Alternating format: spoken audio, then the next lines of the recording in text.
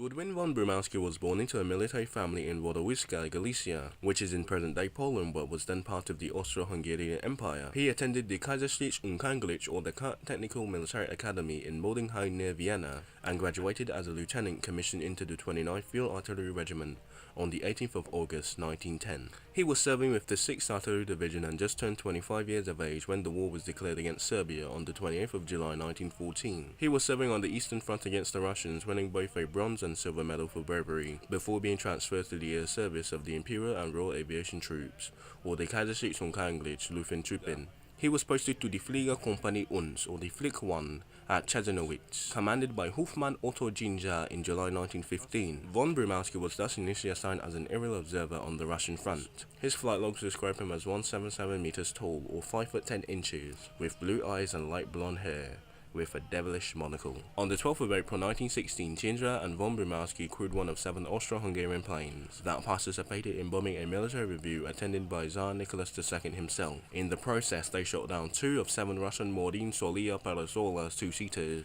that attempted to drive them off. On the 3rd of July 1916, von Brumowski became a pilot within the Flick 1, despite the defective vision of his right eye that was corrected by a monocle. He helped down an Italian Caporoni bomber on the 3rd of December. On the 2nd of January, he became an ace, where he was victorious over the Italian Farman 2-seater while piloting a Hansa Bellenberger C1. It is notable that von Brumowski became an ace while flying a 2-seater craft basically unsuited for air-to-air combat.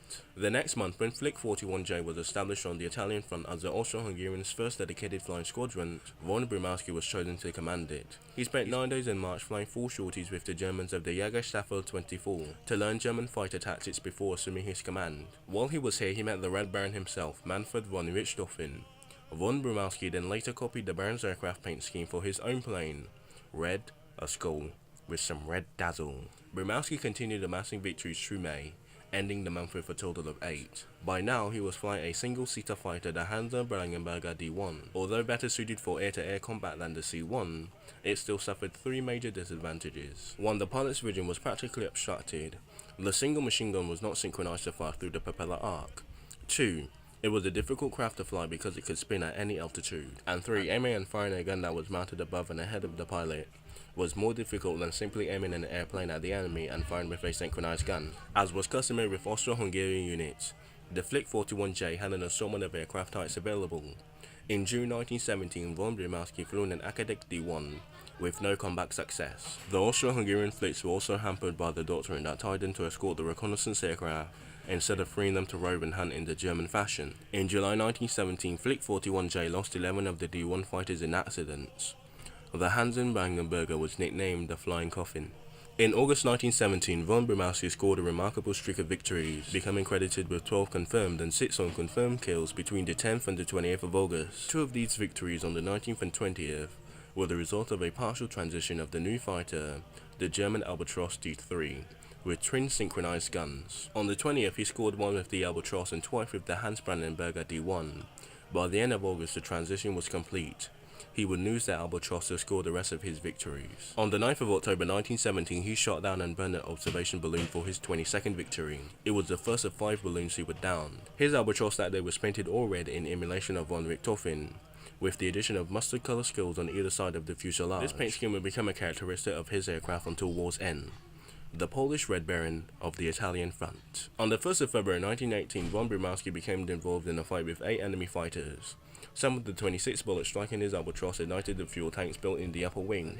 He managed to land at home field without any serious injuries, becoming a rare survivor of an in-craft fire. The fire ate the fabric of the upper wing and the inboard proportions of the lower one, leaving only the scorched burned spars and spokes of the wing roots. 3 days later, while flying another Albatros, he fought 8 English fighters and took multiple machine gun hits. With his wing breaking up, he still managed to land, though the Albatros flipped over and was totally destroyed. Lucky Brumowski yet again. Brumowski fought until the 23rd of June 1918 when he was ordered for an extended leave. His last successful flight was on the 19th of June. He scored his 35th and last victory and suffered 37 hits to his plane. He had flown 439 combat sorties, but his combat career was ended.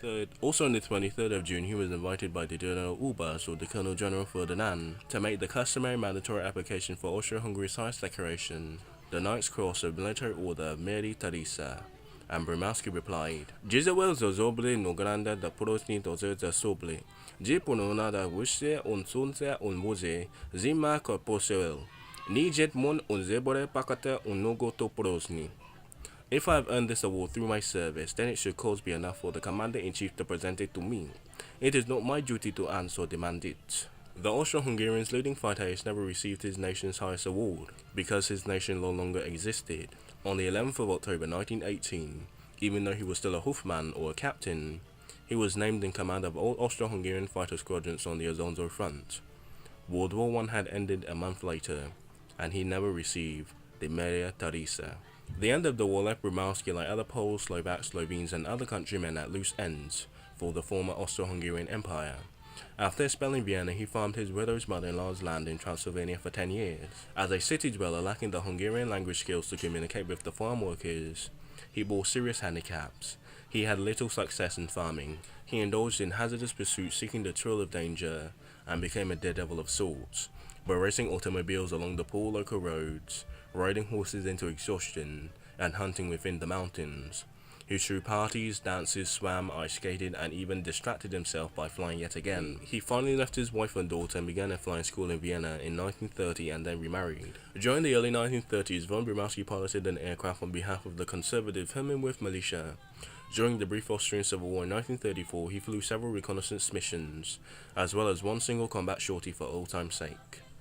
On the 3rd of June 1936, he died in a plane crash while instructing an Austrian student in Soppenheim-Infiel, in the Netherlands. His life was summarized by his daughter. He was very unique, very interesting person, either very much loved or very much hated, and even considered crazy by many.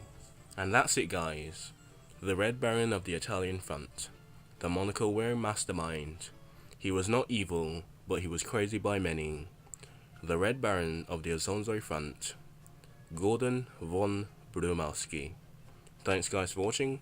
The last poll to actually make it on here, so congratulations to Godwin von Brumowski for being the last poll to probably make it on the minority special heroes and generals report thing. So congratulations Godwin von Brumowski.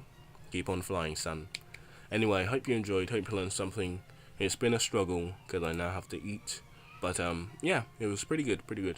Gonna try and project my voice a bit more. Sorry, I'm hungry, so obviously I'm gonna slur words more than usual, so I should probably end this before I say something stupid.